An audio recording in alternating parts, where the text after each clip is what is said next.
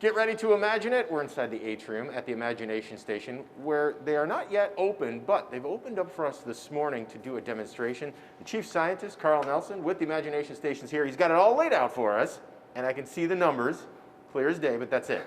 You're going to like this. Okay. Okay. This is a math problem. It's going to be fun. It's going to be fun. No.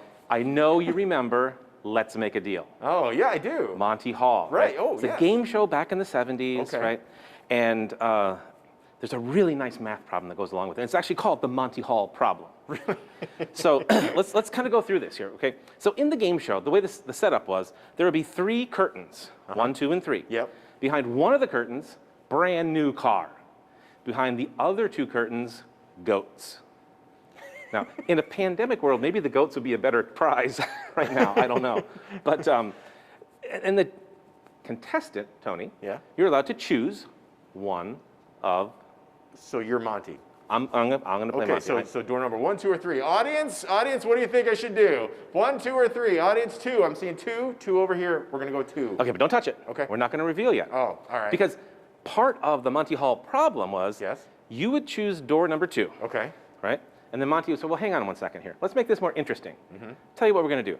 I'm gonna show you what's behind door number 1. Oh. So just hang on. Uh-huh. Let me show you. We've got a goat. Now, here is the crux of the problem, of the Monty Hall question. Do you want to stay with door number 2, or would you like to switch to door number 3? Audience, what do you think? What do you think I should do? 2. Stay with 2. I'm going with 2. I'm staying with 2. You're going to stick with 2. Okay. Okay. Now, before we reveal the doors, we're going to step back for a second Okay. here.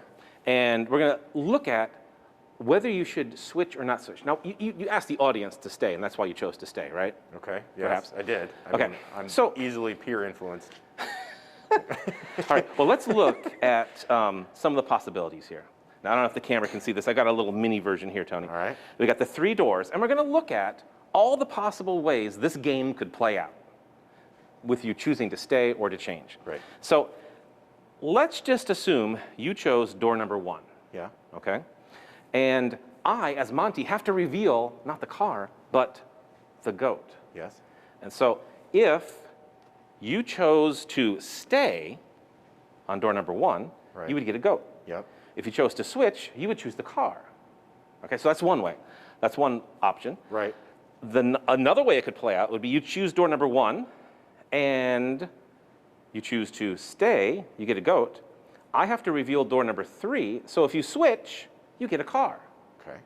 Okay. The last way this could play out, same deal. You choose door number 1. I, as Monty, can reveal either door. So if you stay, you get a car. If you switch, you're going to get a goat. So if we look at just this side now, if you stay 2 times out of 3, you get the goat. If you switch 2 times out of 3, you're going to get the car. No way. It is to your advantage to switch. And it all comes down to the fact that I, as Monty, I know where the car is. Oh, man. Okay? So we can actually see. So you're a diabolical evil genius. Well, there's a lot of controversy with this. It's really cool. Back in 1990, there was a question in Parade magazine. My wife is a librarian, so she got me some newspaper articles here. Okay. Huge controversy. Marilyn Vos Savant had this question posed to her, and she gave the correct answer. Thousands of messages came in, postal mail, came in saying she's wrong. So she posted another answer to clarify. Thousands more. She posted a third. People with PhDs in mathematics still thought she was wrong. It took years for people to accept that it's actually to your advantage to switch. It's crazy. So, okay, let's see how you fared, though. Now, remember, All right, these are just okay. probabilities. There's Yeah. no guarantee, right? Right. Probabilities. So you chose door number 2. I did. Let's Should we- reveal door number 3. Door number 3 has the The Jeep. new car.